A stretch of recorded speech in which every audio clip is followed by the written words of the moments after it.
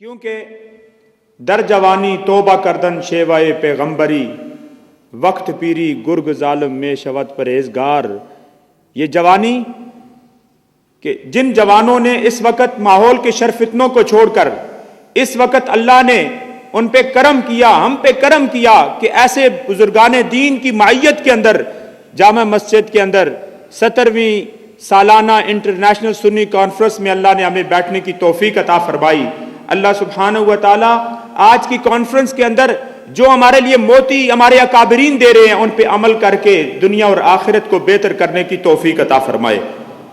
میں اپنے قائدین کی طرف سے، جماعت اہل سنت کی طرف سے حضرت علامہ اللہ بخش صاحب برمنگم، حضرت علامہ مفتی محمد شفیع الہاشمی صاحب پاکستان، حضرت علامہ مولانا ضیاء الاسلام صاحب ہزاروی برمنگم، ان کو آج کی اس کانفرنس میں آنے پر خوش آمدید کہتا ہوں۔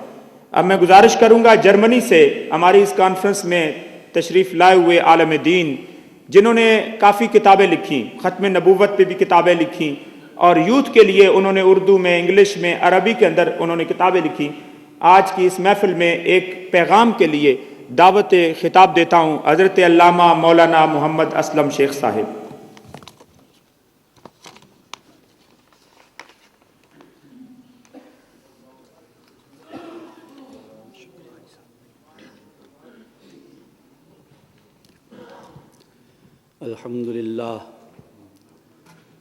الحمد للہ وکفا وسلام علی عبادہ الذین اصطفیٰ،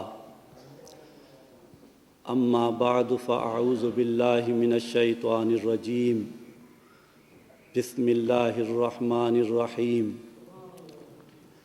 یا ایہا الذین آمنوا اتقوا اللہ وکونوا مع الصادقین، صدق اللہ العظیم۔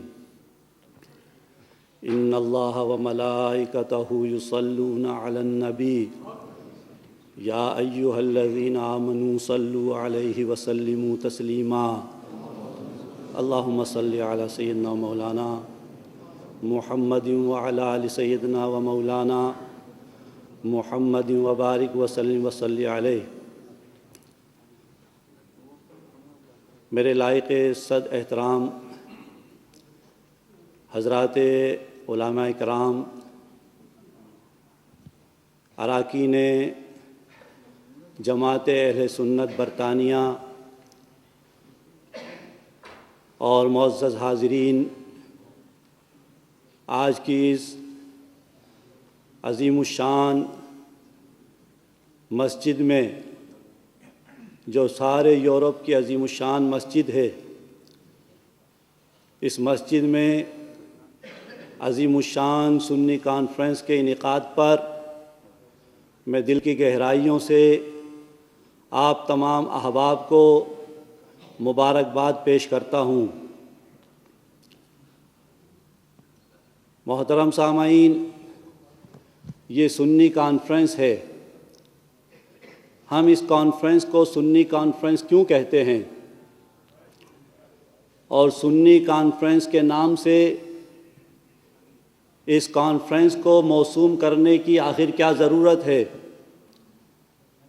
کوئی اور بھی نام دیا جا سکتا ہے، جیسا کہ آج کے زمانے میں لوگ اپنے آپ کو دین میں بھی بڑا ماڈرن سمجھتے ہیں، اور وہ یہ خیال کرتے ہیں کہ اس بات کی کیا ضرورت ہے کہ ہمیں فرقوں اور جماعتوں میں تقسیم کیا جا رہا ہے۔ کوئی سنی کہلا رہا ہے، کوئی شیعہ کہلا رہا ہے، کوئی رافضی اور خارجی کہلا رہا ہے، اور کوئی وہابی کہلا رہا ہے۔ اس کی ضرورت کیا ہے؟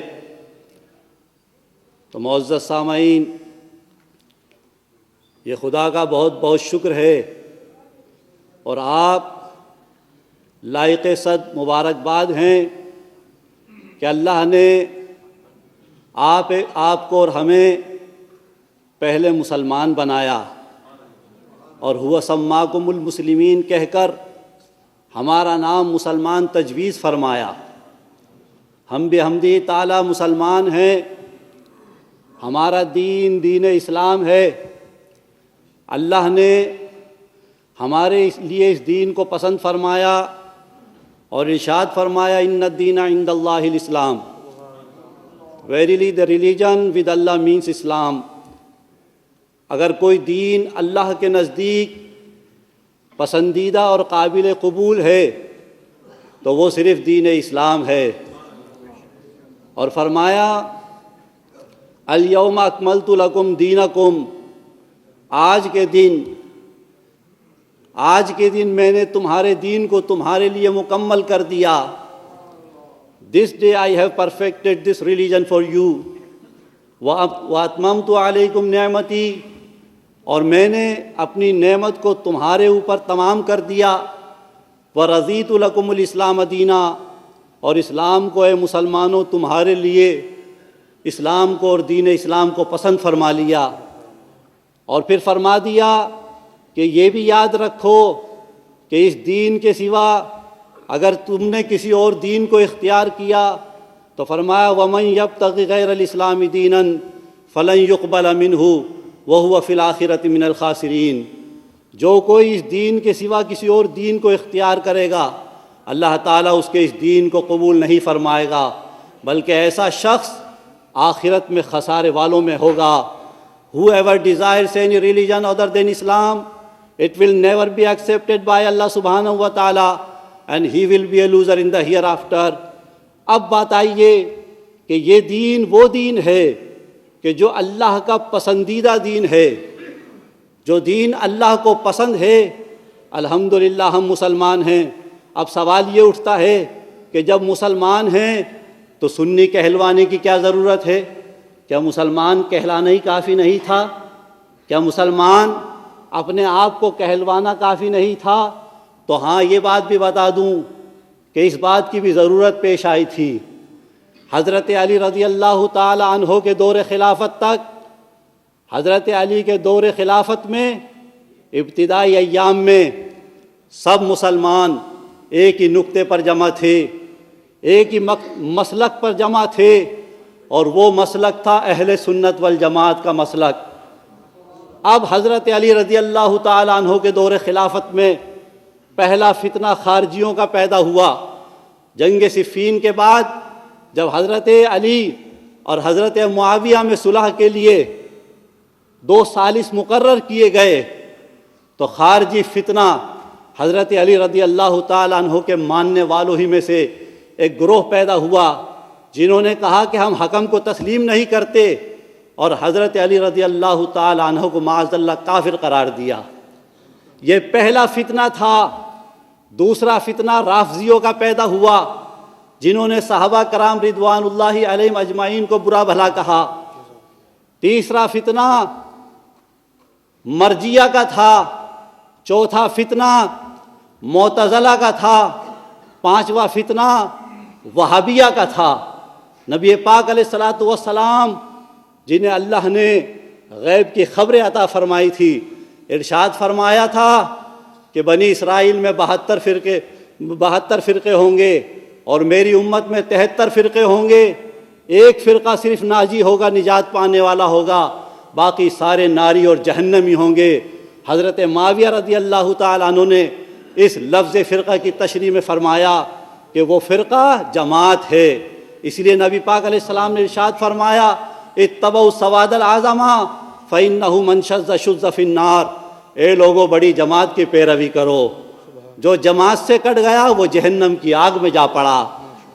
تو دنیا کی بھاری اکثریت کو اور دنیا کی غالب اکثریت کو آج اہل سنت والجماعت کہا جاتا ہے. یہی سواد اعظم ہیں، یہی ناجی گروہ ہے، یہی نجات پانے والے لوگ ہیں. لیکن یاد رکھیے کچھ یہ ہماری بدنصیبی ہے کہ ہم اہل سنت والجماعت کا وہ عظیم نام اٹھائے ہوئے تھے جو نبی پاک علیہ الصلوۃ والسلام نے ہمارے لیے تجویز فرمایا تھا. ہمارے لیے یہ نام تجویز فرمایا تھا.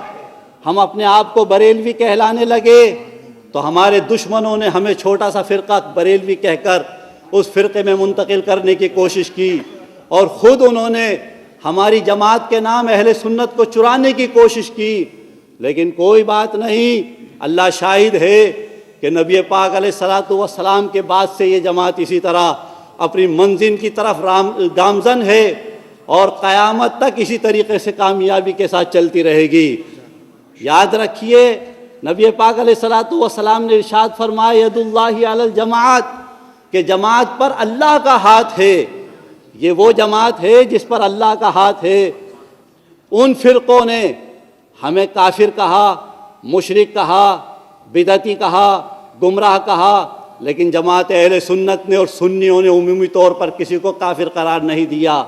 اگر اس کے عقائد حد کفر کو پہنچے تو یہ فیصلہ ہوا کہ یہ کافر ہیں، لیکن اجتماعی طور پر، عمومی طور پر ان فرقوں کو بھی کافر قرار نہیں دیا۔ یہ ہماری فراخ دلی ہے۔ یاد رکھیے آج اہل سنت کے پیغام کو عام کرنے کی ضرورت ہے تاکہ یہ امتیاز ہو جائے، اور اللہ کے نبی علیہ الصلوۃ والسلام نے بھی باطل فرقوں کے مقابلے میں ہمیں ممتاز فرما دیا اور ہمیں نجات پانے والا فرقہ اور نجات پانے والی جماعت قرار دیا۔ تو آج آپ اور ہم خوش نصیب ہیں کہ اللہ نے پہلے ہمیں مسلمان بنایا اور پھر سنیوں میں پیدا فرمایا، تو ہم اہل سنت والجماعت ہیں۔ اللہ اسی عقیدے اور اسی مسلک پر ہمارا خاتمہ بالخیر فرمائے۔ وآخر الدعوانا الحمدللہ رب العالمین۔ ماشاءاللہ جناب، یہ تھے حضرت علامہ مولانا شیخ اسلم صاحب۔ آپ کے خطاب کے دوران تشریف لائے حضرت علامہ مولانا حنیف حاقی صاحب لیسٹر۔